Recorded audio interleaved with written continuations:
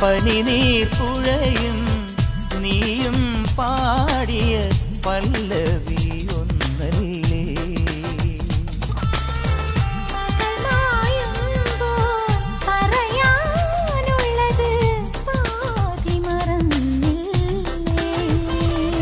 ഈ സ്നേഹസിന്ദൂര മന്ദഹാസത്തിലേതു ജന്മസുഹൃതം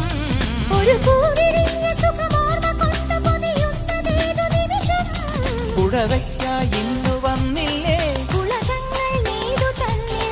വിരൽ തൊട്ടോ തമ്മിലറിയാതെ തളിരിട്ടു മുല്ലകൾ കുളിരായി സിരകളിൽ നിറയും പ്രണയ